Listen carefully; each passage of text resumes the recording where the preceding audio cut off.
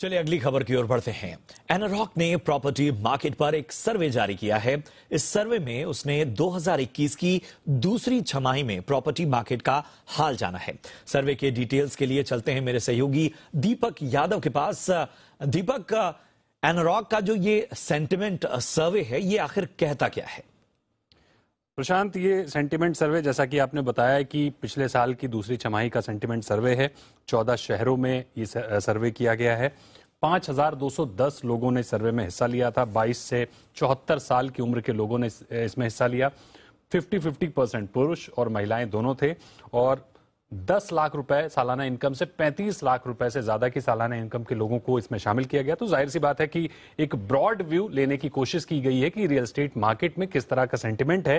तो मैं आपको बताऊं कि अगर बेस्ट एसेट क्लास की बात की जाए तो रियल एस्टेट टॉप पर है। 57% लोग ऐसे हैं जो रियल एस्टेट में निवेश करना बेहतर मानते हैं, सबसे बेस्ट मानते हैं।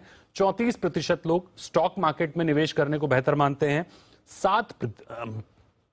7% गोल्ड को यानी सोने को निवेश के लिए बेहतर मानते हैं और 2% लोग फिक्स डिपॉजिट को बेहतर मानते हैं। तो ये तो बात हुई कि एसेट क्लास को, कौन सा एसेट क्लास सबसे बेहतर है। निवेश की वजह क्या है? तो निवेश की वजह है कि 31% लोग घर खरीदने के लिए निवेश कर रहे हैं। 20% लोग इमरजेंसी के लिहाज से निवेश कर रहे हैं, इमरजेंसी फंड की वजह से। 18% लोग, इंटरेस्टिंग है, छुट्टियां मनाने के लिए निवेश करते हैं कि उसके रिटर्न से वो जाएंगे, छुट्टियां मनाएंगे। 17% लोग रिटायरमेंट की प्लानिंग के लिए निवेश कर रहे हैं और 15% लोग नया बिजनेस शुरू करने के लिए निवेश कर रहे हैं। तो ये कुछ मोटी मोटी चीजें निकल कर आ रही हैं सेंटिमेंट सर्वे में निवेश को लेकर। बिल्कुल, ये तो हुई बात इस सेंटिमेंट सर्वे की अहम बातों की, लेकिन इस सर्वे के हिसाब से अगर आम लोगों को देखें और इस पूरे फिगर को देखें तो किस तरह का घर खरीदना चाहते हैं लोग, बजट कंस्ट्रेंट्स क्या है? वो भी इंटरेस्टिंग है। वो इस तरह से कि अगर आप देखिए तो रियल एस्टेट में निवेश दो तरह से होता है। एक तो एंड यूजर का निवेश होता है और दूसरा प्रॉपर निवेशक की हम प्रॉपर्टी में निवेश करें और उसके रिटर्न के बाद हम दूसरे में निवेश कर लें। तो ये जो अनुपात है ये बिल्कुल प्री कोविड लेवल पर आ गया है। प्री कोविड लेवल पर अगर हम देखें तो 67% एंड यूजर थे और 33% लोग जो निवेश करते हैं प्रॉपरली वो लोग थे। आज के समय में यानी H2 फाइनेंशियल 21 की अगर हम बात करें तो 68% लोग एंड यूजर हैं और 32% लोग निवेश करने के तौर पर अभी भी रियल एस्टेट को देखते हैं। एक और बढ़िया बात कि निवेशक में 11% ऐसे लोग हैं जो शॉर्ट टर्म के लिहाज से निवेश करते हैं, यानी 5 साल में प्रॉपर्टी में निवेश करते हैं और 5 साल में निकल जाते हैं।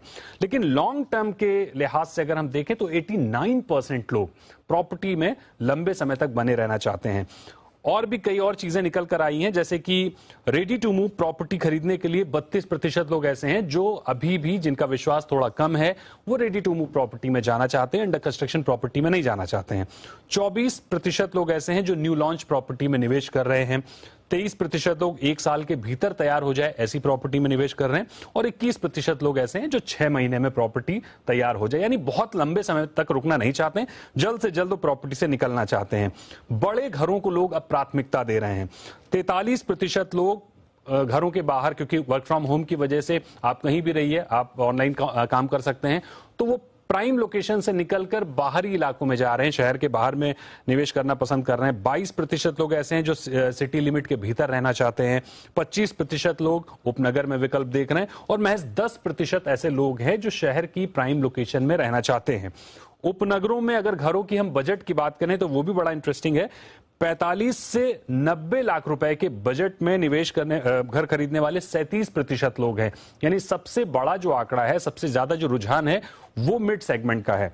अफोर्डेबल हाउसिंग पिछले लंबे समय से काफी ज्यादा बूस्ट देखने को मिल रहा था, उसमें 25% लोग हैं, यानी थोड़ा सा ये आंकड़ा कम हुआ है, कमजोर हुआ है। मिड सेगमेंट बढ़ा है, अफोर्डेबल कम हुआ है।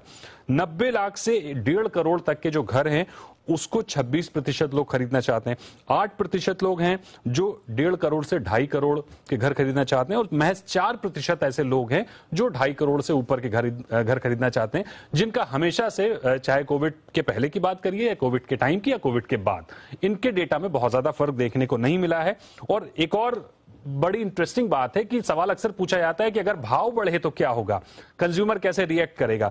तो इसका जो सेंटिमेंट निकल कर आया है कि अगर 5% भाव बढ़ते हैं तो कोई बहुत ज्यादा फर्क नहीं पड़ेगा, 5 से 10% अगर भाव बढ़ते हैं तो थोड़ा चिंताजनक होगा, लेकिन अगर 15% से ज्यादा भाव बढ़ते हैं तो लोग शायद अपने जो निवेश करने का फैसला या घर खरीदने का फैसला है उसको भी बदल सकते हैं। बहुत बहुत शुक्रिया करेंगे दीपक, बहुत ही इंसाइटफुल इंफॉर्मेशन और बहुत अच्छे तरीके से आपने इसको डिकोड करके हमारे दर्शकों तक बताया। बहुत